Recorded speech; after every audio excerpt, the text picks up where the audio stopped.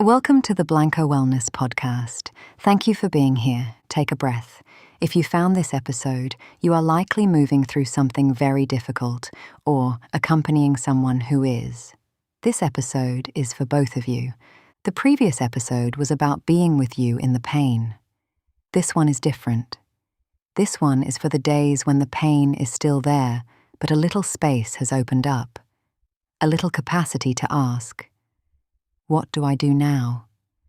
Not because the grief has passed, but because you are still alive, and life keeps asking things of you, and no one taught you how to move inside this. Today, I want to give you some concrete things. Not formulas, not steps to get over grief, because grief is not something you get over, it is something you integrate. But simple, practical, honest tools for moving through the days when the weight is too much. The first thing I want to say is this: grief lives in the body. It is not only a mental state or an emotional process, it is physical. The chest that tightens, the sleep that will not come or that comes too much. The hunger that disappears or becomes compulsive. The exhaustion that cannot be explained by lack of sleep alone. The Buddhist tradition understood this with unusual precision. It described grief not as an experience that happens in the mind, but as something that moves through the whole being and that requires the whole being to participate in moving through it, not just thought, the body too. So when we talk about tools for grief, we start there. The first tool is movement, not exercise as obligation, not as a way to distract yourself, but simple and gentle movement as a way of helping the body process what it is carrying. Walking is enough. You do not need to go fast or far. Just move your body through the world, feel the ground under your feet, notice the air. The Taoists observed that water, when it stagnates, becomes stale. When it flows, it purifies itself. The body in grief needs movement for the same reason, not to escape what it is feeling, but to allow what it is feeling to move through rather than stay fixed.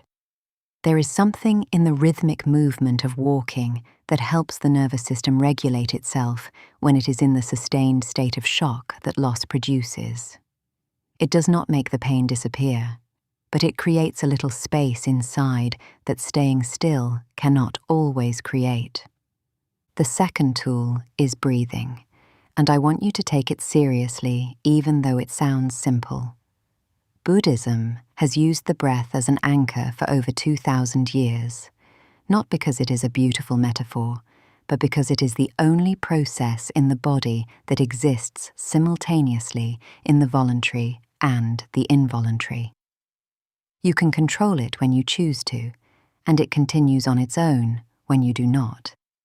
That particular quality makes it the most direct point of entry to the nervous system that is available to you. When the pain arrives in a wave, when the chest tightens and the mind begins to accelerate, breathing is the one thing you can govern in that moment. A slow inhale, counting to 4.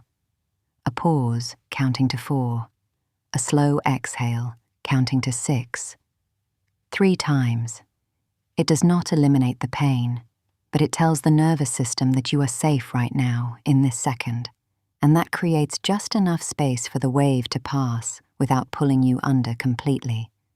The third is sleep. For many people in grief, sleep is precisely what is hardest to find. The nights are the most difficult hours. The silence activates everything that the day allows you to keep at a certain distance. Traditional Chinese medicine describes the hours between 1 and 3 in the morning as the time when the liver does its deepest work, processing not only the physical but the accumulated emotional weight of the day. Waking in those hours is not a sign that something is wrong. It is the body doing its work. If sleep will not come, do not force it. Get up. Make something warm to drink. Do something that does not involve a screen. The body in grief has its own rhythms, and sometimes the night is when it processes what the day could not. Resisting it exhausts more than it helps. The fourth is food. When you are in grief, eating can feel irrelevant or even offensive, as though it were inappropriate to have physical needs when the emotional pain is so large. Ayurveda describes Agni, the digestive fire, as the first system to dim under severe stress, not because the body fails, but because its energy concentrates elsewhere. In that state, what serves best is the simplest and the warmest: a broth, something cooked, something the body can receive without too much effort. You do not need to cook elaborate meals or force yourself to sit at the table. Eat what you can, something warm if possible. Let yourself be cared for in the basics. It is not trivial. It is fundamental. Now I want to speak to something that many people in grief discover and that no one warned them about. Grief is not linear. The Taoist tradition describes all things moving in cycles, not straight lines. The full moon does not arrive to stay, but to begin its own waning. Summer does not advance indefinitely, but yields to autumn in its time. Grief moves the same way. There are days that feel almost manageable, and then days that feel as heavy as the first day. There are weeks where something improves, and then a moment, a song, a smell, a date on the calendar that brings everything back to the surface with a disorienting intensity. This does not mean you have gone backwards. It means grief has its own tides, and being hit by a wave again does not erase all the ground you have covered. What helps in those moments is to have something prepared in advance. Not to block the wave, but to accompany it. A person you can call when the pain arrives. A physical place where you feel a little more held. The breathing practice I described, going for a walk, writing a letter to the person you lost, putting on music that connects you to something you shared, not to escape the pain, but to be inside it in a way that does not completely undo you. I also want to speak to something that wellness culture, with all its good intention, sometimes gets wrong. The pressure to do, to go out, to connect, to surround yourself with people, to talk about what you are feeling, to not stay alone. As if grief had a checklist of requirements and not meeting them were a sign that something is wrong. It is not. Taoism describes Wu Wei, which we have explored in other episodes, as action aligned with what is natural in each moment, rather than forced action against the current. In grief, that means this: if you do not want to go out, do not go. If you do not want to talk, do not talk. If you need silence, be in silence. If the only plan you can sustain today is staying home and letting the hours pass, that is also valid. It is not pathological isolation. It is your body and mind telling you what they need, and honoring that voice is one of the most honest forms of care available to you. The social pressure around grief is real. The people who love you want to see you better, and sometimes that becomes, without anyone consciously deciding it, an implicit pressure to act as though you are better before you actually are. Accepting an invitation you do not want to accept, forcing yourself to go out because it is supposed to do you good, smiling at a table when everything inside is hurting, none of that helps. It only exhausts you, and then you come home carrying the same weight, plus the tiredness of having had to sustain a performance. The Buddhist teaching on the right time and place for each thing recognizes that not every action is appropriate in every moment. There are seasons for connection and seasons for quiet, and both are necessary. Grief is often a season of quiet, of being with what is, without adding the obligation of appearing okay for others.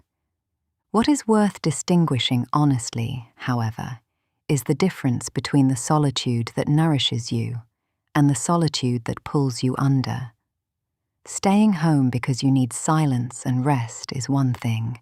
Staying home for weeks without seeing anyone, without any human contact, without any small opening to the world, can start to close in on itself in a way that makes grief heavier rather than lighter. There is no exact line between the two, but if you notice that the isolation is starting to feel like a prison rather than a refuge, that is information worth listening to. I also want to talk about asking for help because it is one of the hardest things in grief and one of the most necessary. The Buddhist teaching of Kalyanamitta, wise companionship, recognizes that certain paths are not designed to be walked alone, not as weakness, but as the recognition that human nature is deeply relational and that deep pain needs the real presence of others to find its way. If there are people in your life who want to be present, let them in, even in small doses. You do not have to talk about the pain all the time. Sometimes you just need to not be alone. And if the grief feels too large to carry with the people in your life, professional help is not a sign of weakness. It is the recognition that this is too large to move through without specialized accompaniment. A psychologist or therapist who specializes in grief can offer you a space where the pain can exist completely without you having to protect anyone from it or explain why you are not yet okay. Grief support groups also offer something particular, the experience of being with people who know from the inside the geography of what you are moving through. That shared understanding can break the isolation in a way that nothing else can. Before we close, I want to say something about time. The Tao Te Ching says that water is the softest thing that exists, and yet it shapes stone, not all at once. Through the constant, patient, sustained movement of each drop, applied day after day, grief integrates in the same way, not in a single moment of resolution, but in the slow accumulation of days moved through, of waves that came and passed, of moments when the love you feel found a new way to exist in your life without tearing you open every time you touch it. With time, most people do not feel less love for the person they lost. What changes is the relationship with the pain.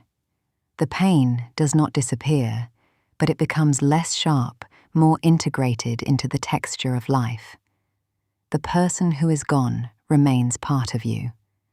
What you learn, very slowly, is to carry them in a way that also leaves room for you to be in your own life. That is not a betrayal. It is the only way love can continue to be something that nourishes rather than something that only hurts. Take what serves you from this episode and leave what does not. There is no right way to do this. There is only yours. Thank you for being here with me today. Take all the time you need. Be well.